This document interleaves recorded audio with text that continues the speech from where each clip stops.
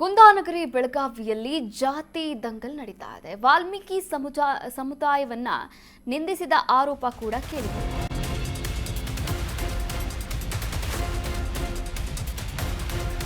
ಕುಂದಾನಗರಿ ಬೆಳಗಾವಿಯಲ್ಲಿ ಜಾತಿ ದಂಗಲ್, ವಾಲ್ಮೀಕಿ ಸಮಾಜವನ್ನ ನಿಂದಿಸಿದ ಆರೋಪ ಕೇಳಿ ಬರ್ತಾ ಇದೆ.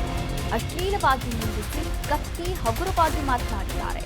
ಮಾಜಿ ಸಂಸದ ರಮೇಶ್ ಕತ್ತಿ ವಿರುದ್ಧ ಕೇಸ್ ದಾಖಲು, ಅಟ್ರಾಸಿಟಿ ಕೇಸ್ ದಾಖಲಾಗಿದೆ. ರಮೇಶ್ ಕತ್ತಿಯ ವಿರುದ್ಧ ಡಿಸಿಸಿ ಬ್ಯಾಂಕ್ ಚುನಾವಣೆಯ ವೇಳೆ ನಿಂದನೆಯನ್ನ ಮಾಡಿದ್ದಾರೆ ಎನ್ನಲಾಗ್ತಾ ಇದೆ. ವಾಲ್ಮೀಕಿ ಸಮಾಜದ ಬಗ್ಗೆ ಕತ್ತಿ ತುಚ್ಛ ಮಾತನಾಡಿದ್ದಾರೆ. ರಾಜಶೇಖರ್ ತಳವಾರ ಅನ್ನೋರಿಂದ ದೂರು ದಾಖಲಾಗಿದೆ. ದೂರು ಆಧರಿಸಿ ರಮೇಶ್ ಕತ್ತಿಯ ವಿರುದ್ಧ ಪ್ರಕರಣ ದಾಖಲು ಮಾಡಿಕೊಳ್ಳಲಾಗಿದೆ. ಕುಂದಾನಗರಿ ಬೆಳಗಾವಿಯಲ್ಲಿ ರಾಜಕೀಯ ದಂಗಲ್, ಅದರ ಜೊತೆಗೆ ಜಾತಿ ದಂಗಲ್ ಕೂಡ ಮುಂದುವರೆದಿರುವಂಥದ್ದು. ಹಾಗಾದ್ರೆ ಎಲ್ಲಿ ಏನಾಯಿತು ಅಂತ ಗಮನಿಸ್ತಾ ಹೋಗೋದಾದ್ರೆ ನೋಡಿ, ವಾಲ್ಮೀಕಿ ಸಮಾಜವನ್ನ ನಿಂದಿಸಿದಂತಹ ಆರೋಪ ಇದೀಗ ರಮೇಶ್ ಕತ್ತಿಯವರ ಮೇಲೆ ಬಂದಿರುವಂಥದ್ದು. ಮಾಜಿ ಸಂಸದ ರಮೇಶ್ ಕತ್ತಿ ವಿರುದ್ಧ ಅಟ್ರಾಸಿಟಿ ಕೇಸ್ ದಾಖಲಾಗಿದೆ. ಡಿಸಿಸಿ ಬ್ಯಾಂಕ್ ಚುನಾವಣೆಯ ವೇಳೆ ನಿಂದನೆಯನ್ನ ಮಾಡಿದ್ದಾರೆ. ವಾಲ್ಮೀಕಿ ಸಮಾಜವನ್ನ ತುಚ್ಛ ಮಾತನಾಡಿದ್ದಾರೆ. ವಾಲ್ಮೀಕಿ ಸಮುದಾಯದ ಕುರಿತು ರಾಜಶೇಖರ್ ತಳವಾರ ಅನ್ನೋರು ಕೇಸ್ ದಾಖಲು ಮಾಡಿದ್ದಾರೆ. ಕತ್ತಿ ಹೇಳಿಕೆಗೆ ನಾಯಕ ಸಮುದಾಯ ಕೋತ ಅಂತ ಕುದಿತಾ ಇದೆ. ಇಂದು ರಾಜ್ಯಾದ್ಯಂತ ಹೋರಾಟಕ್ಕೆ ವಾಲ್ಮೀಕಿ ಸಮುದಾಯದವರು ಕರೆಯನ್ನ ಕೂಡ ಕೊಟ್ಟಿದ್ದಾರೆ. ಕತ್ತಿ ಹೇಳಿಕೆ ಖಂಡಿಸಿ ಬೆಳಗಾವಿಯಲ್ಲಿಂದು ಪ್ರತಿಭಟನೆ, ನಾಯಕ ಸಮಾಜದ ನೇತೃತ್ವದಲ್ಲಿ ಪ್ರತಿಭಟನೆ ನಡೀತಾ ಇದೆ. ರಮೇಶ್ ಕತ್ತಿಯ ವಿರುದ್ಧ ವಾಲ್ಮೀಕಿ ಲೀಡರ್ಸ್ ರೋಷಾವೇಶವನ್ನ ತೋರಿಸ್ತಾ ಇದ್ದಾರೆ. ರಮೇಶ್ ಕತ್ತಿಯವರ ಹೇಳಿಕೆಗೆ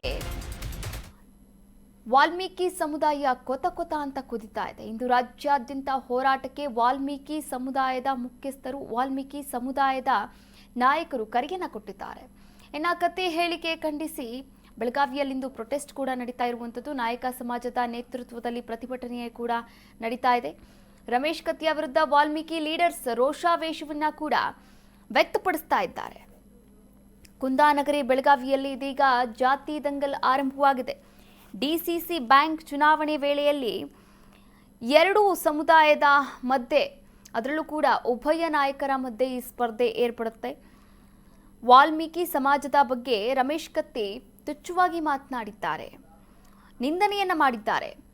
ಹೀಗಾಗಿ ಅಟ್ರಾಸಿಟಿ ಕೇಸ್ ದಾಖಲು ಮಾಡಿದ್ದಾರೆ ರಾಜಶೇಖರ್ ತಳವಾರ ಎನ್ನುವಂತಹ ವ್ಯಕ್ತಿ. ದೂರು ಆಧರಿಸಿ ರಮೇಶ್ ಕತ್ತಿಯ ವಿರುದ್ಧ ಪ್ರಕರಣವನ್ನ ಕೂಡ ದಾಖಲು ಮಾಡಲಾಗಿದೆ.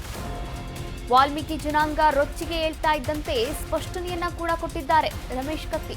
ತಮ್ಮ ಹೇಳಿಕೆಗೆ ಮಾಜಿ ಸಂಸದ ರಮೇಶ್ ಕತ್ತಿ ಕ್ಲಾರಿಫಿಕೇಶನ್ ಕೊಟ್ಟಿದ್ದಾರೆ. ನನ್ನ ಹೇಳಿಕೆಯನ್ನ ತಿರುಚಲಾಗಿದೆ ಅಂತ ಕತ್ತಿ ಸ್ಪಷ್ಟನೆ ನೀಡಿದ್ದಾರೆ.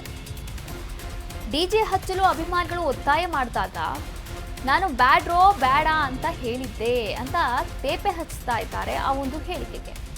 ಯಾರಿಗಾದರೂ ನೋವಾಗಿದ್ರೆ ನಾನು ವಿಷಾದವನ್ನು ವ್ಯಕ್ತಪಡಿಸ್ತೇನೆ ಅಂತ ರಮೇಶ್ ಕತ್ತಿ ಅವರು ಹೇಳಿಕೆಯನ್ನ ನೀಡಿರುವಂಥದ್ದು. ಹಾಗೆ ತಮ್ಮ ಹೇಳಿಕೆಯನ್ನ ಸಮರ್ಥನೆ ಮಾಡಿಕೊಂಡಿದ್ದಾರೆ. ಇಲ್ಲಿ ನೋಡಿ, ವಾಲ್ಮೀಕಿ ಜನಾಂಗ ರೊಚ್ಚಿಗೇಳ್ತಾ ಇದ್ದಂತೆ, ಎಲ್ಲೆಡೆಯೂ ಕೂಡ ಪ್ರತಿಭಟನೆಗೆ ಕರೆ ಕೊಡ್ತಾ ಇದ್ದಂತೆ ಇದೀಗ ಮಾಜಿ ಸಂಸದ ರಮೇಶ್ ಕತ್ತಿ ತಮ್ಮ ಹೇಳಿಕೆ, ತಮ್ಮ ಸ್ಟೇಟ್ಮೆಂಟ್ ಏನಿದೆ ಅದಕ್ಕೆ ಕ್ಲಾರಿಫಿಕೇಶನ್ ಕೊಟ್ಟಿದ್ದಾರೆ.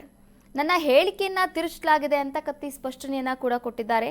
ಎಸ್, ಹಾಗಾದ್ರೆ ಎಕ್ಸಾಕ್ಟ್ ಆಗಿ ಈ ಒಂದು ಸ್ಟೇಟ್ಮೆಂಟ್ ಬಗ್ಗೆ ಏನ್ ಮಾತನಾಡಿದ್ದಾರೆ ನೋಡ್ಕೊಂಡು ಬರೋಣ.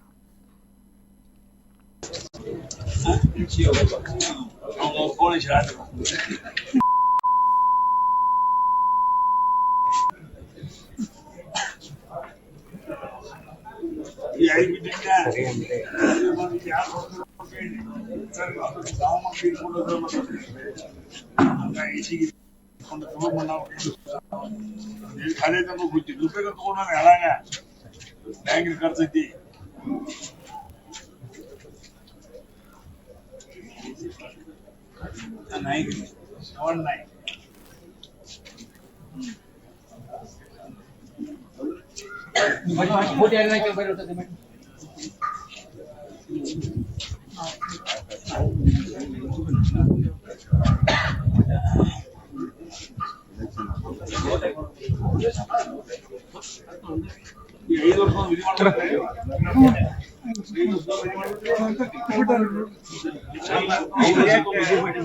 ಅಲ್ಲ